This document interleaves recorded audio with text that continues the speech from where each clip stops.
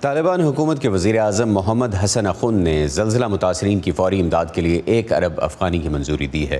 طالبان حکومت اس قدرتی آفت کی تباہی سے نمٹنے کے لیے افغان شہریوں کی مدد کرنے کی کس قدر صلاحیت رکھتی ہے اور انٹرنیشنل کمیونٹی سے اس کی کیا توقعات ہیں اور اسے کیا امید ہے کہ وہ توقعات پوری ہو سکتی ہیں، اس بارے میں بات کرنے کے لیے ہمارے ساتھ کابل سے اسکائپ کے ذریعے موجود ہیں افغان صحافی Anis ur Rahman. Anis ur Rahman, thank you very much for being with us. یہ بتائیے کہ آفت زدہ علاقوں میں امدادی کارروائیوں کے بارے میں آپ کے پاس کیا اطلاعات ہیں، وہاں کیا صورتحال ہے اور طالبان کتنا ریلیف دے پائے ہیں اب تک؟ بہت شکریہ عاطف صاحب۔ جیسے آپ نے اپنی رپورٹ میں دیکھ لیا ہے کہ ڈپٹی اسپوک پرسن نے جو ہے انٹرنیشنل کمیونٹی سے مطالبہ کیا ہے کہ ہمارے اس جو آفت آئی ہے اس میں ہماری ہیلپ کی جائے۔ دوسری طرف آپ نے دیکھا کہ WFP نے بھی جو ہے ایک ڈیمانڈ کی ہے۔ اس وقت افغانستان کے اندر صرف NRC اور اسی طرح جو ہے یونما اور پھر جو ہے ریڈ کریسنٹ سوسائٹی ایکٹیو ہے۔ آپ دیکھتے ہیں کہ پچھلے 20 سال میں وہاں پہ بہت زیادہ انٹرنیشنل کمیونٹی موجود تھے، لوگ موجود تھے، والنٹیئرز وہاں پہ موجود تھے، یونیورسٹیز میں اسٹوڈنٹ موجود تھے، یعنی ایک بہت بڑی تعداد میں والنٹیئرلی کام ہوتا تھا۔ لیکن آفٹر 15 اگست یہ ساری چیزیں متاثر ہو چکی ہیں۔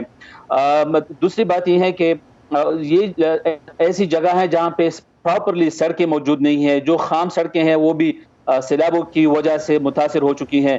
پھر ہیلی کاپٹر ایک ایسا ذریعہ تھا کہ وہاں پہ جو ہے امدادی سرگرمیاں ہو جائے، لیکن ہیلی کاپٹر بھی جو ہے اتنی صلاحیت نہیں رکھتی اور نہ ہی طالبان کے ساتھ اتنے ہیلی کاپٹرز ہیں کہ وہ زخمیوں کو بھی اٹھائے اور امدادی سرگرمیاں بھی جاری رکھیں۔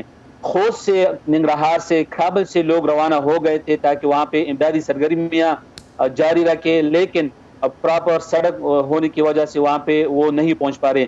وہاں پہ جو ایک کارپس کمانڈر ہے، کمان ہے خوست پروونس سے، وہاں سے جو ہے منسٹری آف ڈیفینس سے کچھ سرگرمیاں شروع کی ہیں، لیکن کل رات جو ہے ریڈ کریسنٹ سوسائٹی NRC کی گاڑیاں بھی وہاں پہ پہنچ چکی تھی، لیکن پراپرلی اس جگہ پہ نہیں پہنچی تھی جو علاقے زلزلے کے زد میں آئے تھے، کیونکہ آپ دیکھ رہے ہیں کہ جو فوٹیج ٹائم گزر چکا ہوتا ہے۔ جی انیس، آپ نے بات کی کہ طالبان حکومت کے وسائل کم ہیں، ان کے پاس ذرائع بھی نہیں ہیں، کیپیسٹی بھی نہیں ہے، تو یہ بتائیے کہ اس محدود ذرائع کے ساتھ طالبان کی حکومت کیا کچھ کر پائے گی اور بین الاقوامی برادری کو اس وقت کیا کرنا چاہیے؟ دیکھیں، طالبان جو ہے ان کے پاس تو ابھی اس ٹائم نہ ایسی حالات کو کنٹرول کرنے کے لیے کوئی مینجمنٹ نہیں ہے، نہ کوئی جو ہے ایسی ادارہ ہے۔ ادارے پہلے موجود تھے لیکن اس میں جو ٹیکنیکل لوگ تھے یا جو پروفیشنل لوگ تھے یا انہوں نے وہاں پہ کام چھوڑ دیا ہے یا افغانستان سے نکل چکے ہیں۔ دوسری یہ ہے کہ طالبان بار بار جو ہے پل سے، آپ فیس بک، ٹویٹر وغیرہ چیک کر لیں، میڈیا پہ وہ انٹرنیشنل کمیونٹی سے جو ہے وہ اپیل کر رہے ہیں کہ آپ لوگ ہمارے ساتھ ہیلپ کر لیں۔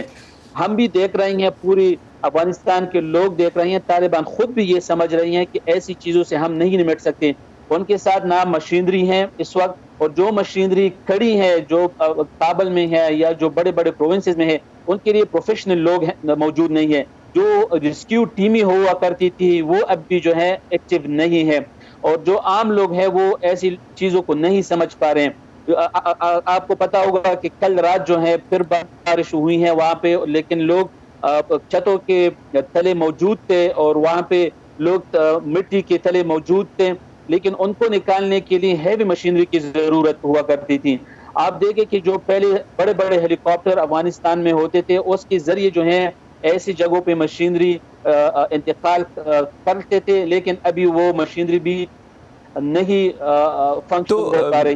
انیس، جتنا میں سمجھ پا رہا ہوں آپ یہ کہہ رہے ہیں کہ اس میں صرف مسئلہ یہ نہیں ہے کہ رقوم نہیں ہے طالبان کی حکومت کے پاس اور وسائل نہیں ہیں، آپ یہ بتا رہے ہیں کہ ایسے لوگ بھی نہیں ہیں جو کہ ریلیف کا جو کام ہے اس کو جاری رکھنے کے لیے اپنے سکلز کو استعمال کرتے ہوئے، جیسے آپ نے کہا کہ مشینری چلانے والے لوگ نہیں ہیں، ہیلی کاپٹرز اگر ہیں بھی تو کوالیفائڈ پائلٹس ان کے لیے موجود نہیں ہیں، اور دیگر اس قسم کے چیلنجز ہیں۔ لیکن انیس، ان دی اینڈ طالبان کی حکومت کو ایک بہت بڑا سرمایہ تو چاہیے ہوگا ریلیف کا کام کرنے کے لیے، تو آپ کے خیال میں جو پابندیاں لگی ہوئی ہیں طالبان پر، بہت سی غیر ملکی تنظیموں نے افغانستان میں سرگرمیاں بند کر دیں یا محدود کر لیں تو کیا اس سے متاثرہ علاقوں کے لیے بین الاقوامی امداد کی کوششیں بھی متاثر ہو رہی ہیں؟ دیکھیے بالکل متاثر ہو رہی ہے. آپ دیکھتے ہیں کہ اس وقت جو صحیح آواز اٹھا رہی ہیں وہ افغانستان کے لوگ اٹھا رہے ہیں، اور دوسری وہ لوگ آواز اٹھا رہے ہیں جو افغانستان سے نکل چکے ہیں اور ایسی چیزوں کو سمجھ پا رہے ہیں. آپ دیکھتے ہیں کہ طالبان بھی بار بار کہہ رہے ہیں لیکن کوئی ان کی آواز نہیں سن رہی. ابھی جو آپ دیکھتے ہیں کہ ہماری جو کرکٹر ہے راشد خان، انہوں نے ریلیف ایک شروع کی ہے اور ڈونیشن شروع کی ہے. اسی طرح اور ایسے چھوٹے آرگنائزیشن ہے کہ وہ انہوں نے ریلیف کا کام شروع کیا اور لوگوں کے لیے جو ہے وہاں پہ کھانا پکا رہے ہیں. بالکل خوش سے یا گردیز سے جو ہے لوگ وہاں پہ کھانا پکا رہے ہیں اور وہاں پہ پہنچا رہے ہیں. پیسوں سے کچھ نہیں ہوتا کیونکہ پیسے جتنی بھی زیادہ ہو لیکن آپ کے لیے اس کے لیے مینجمنٹ کی ضرورت ہوتی ہے، آپ کے لیے پروفیشنل لوگوں کی ضرورت ہوتی ہے. جی اگر کوئی سڑک خراب ہو جائے اور وہاں پہ مشینری کڑی ہے اس کو جو ہے چلانے کی ضرورت ہوتی ہے.